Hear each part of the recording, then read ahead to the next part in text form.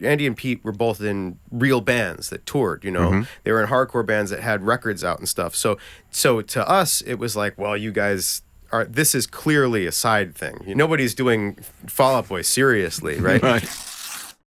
Hi, it's Tim Burgess, and this is the Listening Party on Absolute Radio. And I'm delighted to be joined by Patrick, Pete, and Andy from Fall Out Boy. Welcome.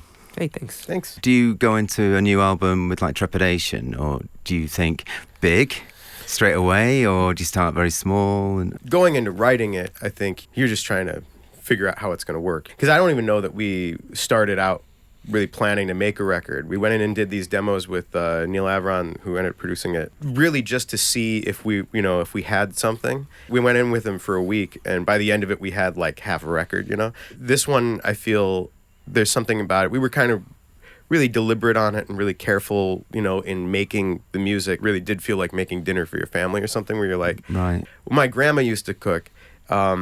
She would really, she wanted it to be good because everybody isn't there all the time, so it was like a special thing, right? Yeah. So she really put it into it, and that's kind of what this record was for me, whereas I was like careful about every guitar tone and every microphone placement and everything. And like how it starts though, I feel like is like it's like a climber looking at a rock wall. You're trying to find the route, and like once you get to the top, eventually you're like, oh, the route was super obvious, but it wasn't, you know what I mean? Because you start and then you like, well, that didn't work, and then you find like the song that's like the base, the anchor point, or the couple songs where you're like, like when Patrick plays a certain demos, you're like, well, this is the one where you can kind of anchor the record around this, and then and then you can bring in like, oh, we can bring in the weird song, and you can bring in the, you know what I mean? And like, but it's like looking up and trying to see like, is there a path to the top of this thing? For people that don't know, I write the majority of the music, and then Pete writes the majority of the lyrics. Yeah. And then Pete always second guesses himself. Sometimes I have to talk him down from it, but he'll be like, I want to change this lyric. I don't like this. I want to change this. I want to change this. Yeah. I'm continually in search of my own Chinese democracy. Yes. Basically, he's going to make that record. I just don't want to finish. You know what I mean? But we've even done it at the mastering studio before. At the where I've had to punch in lyrics because he wants to change them. So we're at the end of the record, and he sends me a bunch of lyrics that are kind of catch-all, but ideas that could work for some of the sections that he wanted to replace in other songs. And I get in the car on the way to the studio, and I notice that there's lyrics that came in. I open it up and read it before I leave, and a couple of the phrases start getting in my head. And I'm driving, just the song happens in my head the whole time. And so by the time I got to the studio, I had a song fully completed in my head, and we didn't have any lyrics that we were going to use for these others. Now I used all those lyrics 'cause I was just so excited by it, and so it was very spontaneous. It was How many songs have you written in the car? 2? A lot of songs of ours I've written in the car. Maybe we got to that. get you just toss you the keys and get them driving. It's the idea of moving, right? Yeah. Well, I think the thing for me is that it's that thing of of having your best ideas in the shower or something. There's something that when you're not consciously at your laptop, sort of like trying to find the lyrics. You have good ideas there too, obviously. I think that all happens to us, where you have plenty of good ideas when you're trying, but you have a lot of ideas that just like, it's like you would hear about Nikola Tesla would have these like just visions of completed inventions, and then he had to reverse engineer it. It's the worst when you have those ideas and you're like, I'm gonna remember it, and you don't, and that's, you know what I mean? Like, what's that Mitch Hedberg joke where he's like, I'm a comedian, which means in the middle of the night when I think of something funny, I have to get up and write it down or convince myself it wasn't that funny. Totally. That's brilliant. Untrue. Now I tell my 14-year-old, we'll be driving, and I'll be like, I'll have like 3 words to make me remember the whole phrase or something, and so it'll be, but they won't make any sense together. And I'm like, write this down. And he's like, okay. Like, Dad, shut up. You're stupid.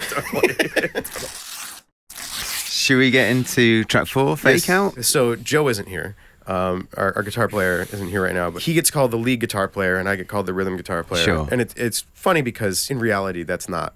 No. Those aren't separate instruments. This is a song that's really defined by that. We got pretty far into the song the way that I had it, and most of the so-called lead guitars were me, but I didn't really have a proper rhythm guitar. And Joe came in and gave it one listen, and he picked up this acoustic, and he just went into the booth, and we pressed record, and he did it in one take on both sides. There was something about that made the whole song. It was like it didn't exist until that became the whole feel of the song. I love that spontaneity. It's some I did a solo record a bunch of years ago, and one of the things that really surprised me was the lack of surprise. When it's all in your head, you know exactly what it's going to sound like. But when you're working with your friends and everybody's coming up with their own ideas, I never would have heard the song that way. Joe has all these vibes. He can go from really intense to really, really mild and really mellow. Yeah. And this was very mellow Joe. He just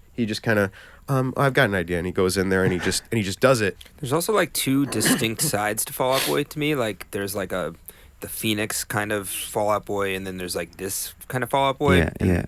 There's some people I think who like both, and there's some are the other camps, and I have a friend who's like just like Phoenix wants Patrick like screaming, wants it like and he was like, I don't know about this song, and I was like, perfect. This one's definitely making it. There's one occasion that we had a song called One to Another, and I just remember being so scared about it. Because it didn't sound like us. It did, but it didn't. And I just think that feeling, you kind of know you're onto a winner, really. And do you know? Do you when you're making records, do you ever feel like you're like this works? This is going to win. I do, but sometimes nobody else agrees with me. Because maybe it's too comfortable or something like that. Right. And I think you have to kind of feel like you're not doing the same thing. I love the idea of moving forward. Yeah.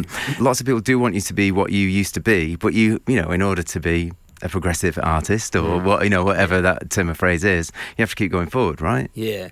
And I think that the thing that you were talking about like the one where you're not sure and you're like, does this even sound like, I definitely had that when we did the song Where's Your Boy, and now I know that feeling is like probably a good feeling. The first couple times I had the feeling, I was like, I think this is not a good feeling because it feels like this is going to be so different than the other stuff. Yeah. But then you don't really realize how much of like the band's DNA and your DNA is on the thing that like when people listen to it, it's not like extremely. One of our managers is kind of our Yoda in a lot of ways. Like he just has these very subtle descriptions of things that you unpack for years. And one time he kind of offhand was saying something about how Queen, in retrospect, we go, yeah, that's Queen. At the time, every time they would put out a new song, it was like, what are they doing? Yeah. Why? This is like an R&B song. This is a 50s, rockabilly song. What are they doing? But then in retrospect, you don't see it just feels Queen. You definitely clock the differences, but, it's like Bowie or whatever. When you look at Bowie, those records are wildly different. And at the time must have been riot-inducing. Like, why would he do this, Yeah, I think a band can not just be a city, it can be a continent, and writing these different things is building the map to what the bigger picture is. Mm-hmm. I love that. Yeah. A crazy little thing called love, or Bohemian Rhapsody. Yeah, well, and that's what I'm saying is that now with the benefit of hindsight, you're like, yeah, of course, Queen, but at the time it must have been so shocking for them to put out a crazy little thing called Love. Like, the band that did Bohemian Rhapsody. The next one has got one of my favorites, featuring Ethan Hawke. Oh yeah. How did that come about? Whenever I was watching Reality Bites, I would always think about this speech that Ethan Hawke delivers in it. It just feels like really profound and really. I am sadly obsessed with the idea that like we just all won't exist one day. And I think in this speech he really like gets to the core of that, but in a very Ethan Hawke, still somewhat like Ben Stiller, playful kind of way. So we reached out to him about using that. Did you actually write to him? Well, we just reached out to him. Not friends, but like he was super friendly and super cool. Great, and you get the idea of somebody from characters they play or whatever. And I was like, he'd probably be cool, but but maybe not. Maybe he's just a good actor. It was cool that he was cool. And I had to reach out to Robert De Niro on our first album, and it was just letter writing. It wasn't before emails existed. I wrote a really kind, a message about the band, and could we use his monologue from Angel Heart, and he wrote back and said, of course. Oh, that's cool. That's amazing. Awesome. Yeah. It's good when that happens. The world before email. well, it's like 33 years ago now. Yeah, so cool. That's awesome. I know. At one point, this was the first single. Before we had the other singles, they were like, this is the one that we want the world to hear. And so it's weird now. I know it's weird now because now we're so many songs deep that I don't know this would be the first song. We always talk about like if we were gonna fly in a helicopter that I would have to knock you out like B.A. Baracus. Yes, I don't If ever this want was to be in a gonna, if this helicopter, was gonna be the thanks. first single, you guys were gonna have to B.A. Baracus. Hey, me. it wasn't my choice. No, that was JD was like, this is the song. I believe in this song, and I was like, okay, I never believe in anything of mine. So Yeah. But I think that's sweet, to not always be convinced by your own ideas. yeah, look, man, I didn't even intend to be a singer. I don't know what. I'm just a drummer, and we didn't have anybody that could sing, and I just really wanted to write songs, So I'm still, we've been doing it now 22 years, and I still feel this like distance from it. So when I write these songs, I'm still like, is this okay, or is this does this pass? Is this an okay song? Yeah, I think this one had an energy that. It made the record, really. I mean, we wouldn't be making a record without it. How did you go from straight edge hardcore to pop punk? And where does pop punk and emo cross over?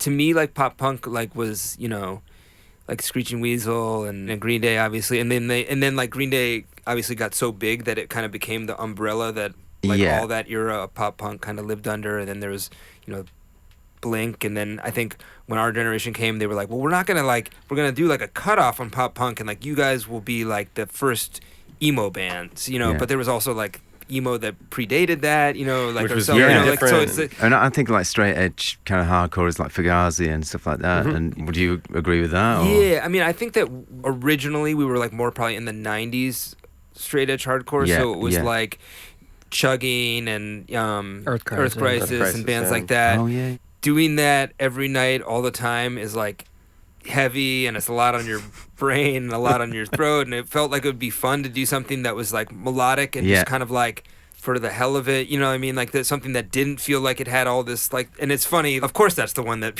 like you end up doing 20 years later, the one that you're kind of doing on a lark or whatever. It kind of frees you up. It frees you up. Yeah. I love that question because it's something that we don't get to talk about a lot. Andy and Pete were both in real bands that toured, Mm-hmm. They were in hardcore bands that had records out and stuff. So to us, it was like, well, you guys this is clearly a side thing. Nobody's doing Fall Out Boy seriously, right? Right. And early on, I think we all kind of had that kind of looseness with it because, it was really just fun. It was just kind of a side experiment. Both of these guys had been in or were in simultaneously like 5 or 6 other hardcore bands that were all heavy. It was kind of like one little break from it would be this thing. We would play these hardcore fests. All of our friends were hardcore bands. And they, everyone was like, yeah, this is fine, but we really just want to mosh. We really want to pit dance right now. We'd really like to see that band. But then we would play these shows, and for some reason, people kept coming, and people wanted to hear us again. And it was really random. And I knew it was a thing when Pete's band, he started doing us over what I thought of as his real band, We just didn't know what the rules to this band were. So like, it was freeing, like you said. I wondered what your kind of take on fame was these days, whether you got a healthy relationship with it, or we had like maybe a year or 2 years where it was like super famous, like when it was on TRL and there weren't boy bands and like people were always outside of your hotel and you kind of only saw like kitchens and like you would enter hotels through the kitchen, and that kind of thing, and it was not a great life. Like that's why like I look at some of the K-pop and One Direction and like all the stuff that they kind of do, and I'm like God bless, it was not that long for us. Like the attention's cool and like that but like it's just, I don't know, you can't go anywhere or do anything. So I kind of feel for them, or whatever. To me, there was a time where it's kind of like Luke in, I think it's in Empire, where he goes into the cave, or whatever, and like Yoda's like, you don't need the lightsaber because you only bring what and he's like, no, I'm bringing the lightsaber. Remember your and just whatever you bring into fame, like it like that's all there is. You know what I mean? There's not, you don't get extra stuff. No one goes like, oh, now you'll be full or whatever, and so I wanted to be like less famous. So like I like rearranged my life to like have it be like, this is the amount. Like I love like playing the band. I love and the playing success big of the shows band. and that stuff and being able to tour the world with my friends. But I don't really want the rest of the thing. I really enjoy my family. We live in this like really inauthentic time where everybody's taking pictures of their food and like there's so much FOMO and so much, you know, and you're like, I only wish I was there because I'm not there, but if I was there, I would just want to go home. It's just a strange time, and I don't know if we're like as a species really meant to feel and see all these things so often. Like when you wake up in the morning, you're like looking at your phone, and like it just can't be. There's no way. It's just too much stuff, too many feelings. It's so addictive. Yeah.